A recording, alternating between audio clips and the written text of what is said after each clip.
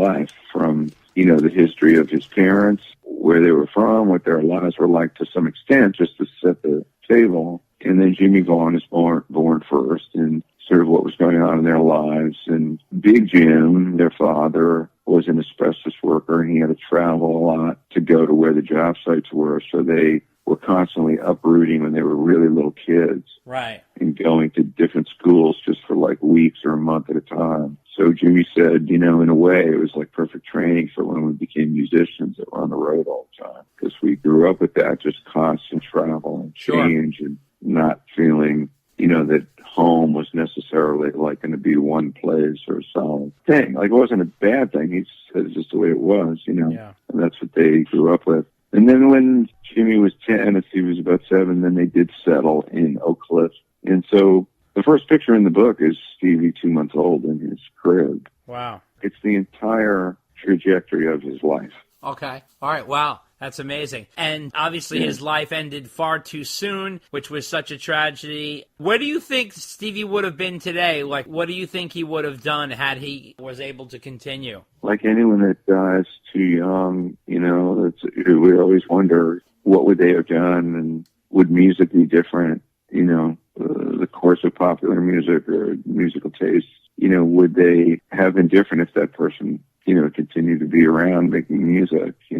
It's very difficult to say, I don't know. I mean, Stevie didn't play like a wide variety of different musical styles. He basically played blues. Right. And some of it was a little more jazzy. He did love soul music a lot, and Johnny Hathaway and Stevie Wonder. So he may have gone in that direction to some extent, but he probably would have just continued to do, I think, kind of what he did. Uh-huh. Like, I don't necessarily think he would have been like Eric Clapton and kind of gotten more commercial, as time went on. You think he would have been like Billy Gibbons and sort of stayed within his area? That's a good analogy. He probably would have been more like Billy and played in a similar way, but I really don't know. I got to hang out with Billy. I was on a cruise with him a month ago, and I have some pictures of us together, and we got a great quote from Billy about the book, because I gave him a book when we were on the cruise together, and he read it, and he loved the book. And nice. He's another guy. I don't know if he was born in Dallas, right, or Houston. I can't remember, but he's certainly well familiar with Dallas, which is where Stevie and Jimmy are from. And so one of the things that Jimmy talked about was when they were really little kids, they would go to this racetrack called the Yellow Belly Drag Strip. Right. And on Sundays, they'd have music contests at the drag strip where there would be bands set up along the racetrack, like every 10 feet. And I gave the book to Billy, and when I saw him the next day, he said, I couldn't believe I was reading about the Yellow Belly Drag Strip because I still go there. Oh, wow. It's still there. Yeah. In Grand Prairie, Texas, which is like kind of like a suburb of Dallas. It's very close. Yeah. It's another town, but it's real close to Dallas. So he was like really tickled to be reading about, the Yellow Belly Drag Strip and things like that. That's great. So, That's great. So yeah, but Stevie, he loved Kenny Burrell and Grant Green and, like jazzier guys. And like, look what Jimmy Vaughn's doing now. Uh-huh. And what he's been doing the last few years. He has an organ trio, and he's kind of like Kenny Burrell, Right. Like, it's blues, but it's much more jazzy, and it's organ trios, no bass player. Right. Absolutely. Well, listen, Andy, I want to thank you so much for your time. We wish you the best of luck with your book, Texas Flood, the inside story of Stevie Ray Vaughan, which is available for pre-order on Amazon.com right now, and it's going to be coming out this summer. I believe it's in August, right? August 13th is the release date. We'll be doing a book event on August 14th in Maplewood, New Jersey, and then we're going to be at Bookmark in Huntington on August 15th. And then for all you people that are in Texas, we're going to be in Dallas on August 16th and in Terabang Books.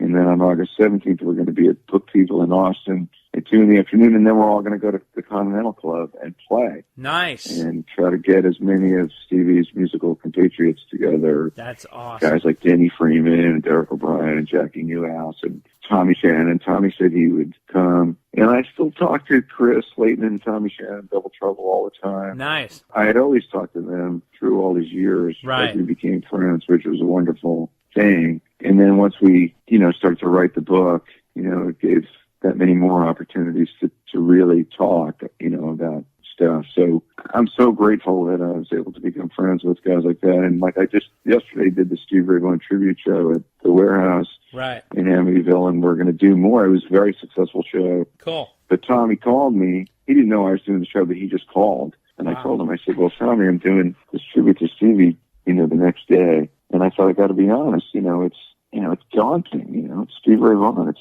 hard to feel like you are going to do justice to it. Sure. And he goes, I have faith in you, man. I've heard you play. You're a good guitar player. Absolutely. So I was like, that must have felt good. Yeah, I needed that. A boost of confidence.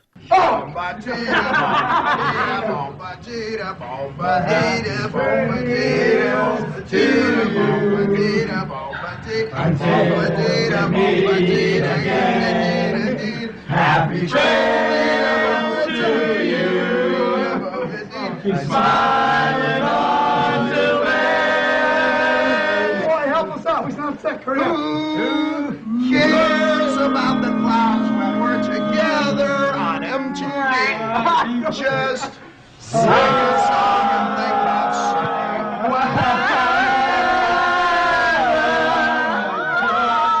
One, two, three. Happy trail to you till we meet again.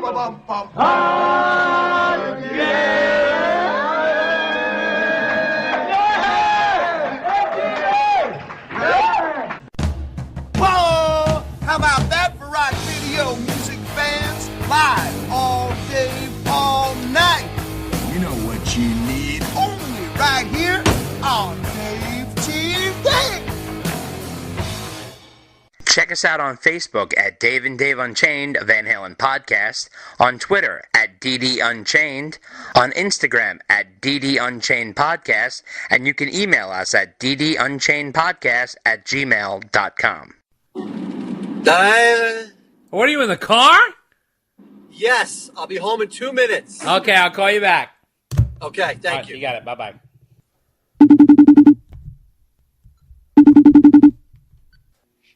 Hello. All right. Are you all right now? Yes, I was, Okay, I wanted to make sure you got home in time to shake your weasel and do whatever you got to do. Yeah, it only takes a couple of seconds. Yeah, exactly. Of course. It's a very small chore of the day. Oh, yes. Very tiny indeed. What are you doing? Oh, I was just scratching something. Yeah, you're scratching your balls. No, they don't make that much noise. Now it sounds like you're shaving. I heard a little vibration. No, that was my phone that was your dildo, is what that was.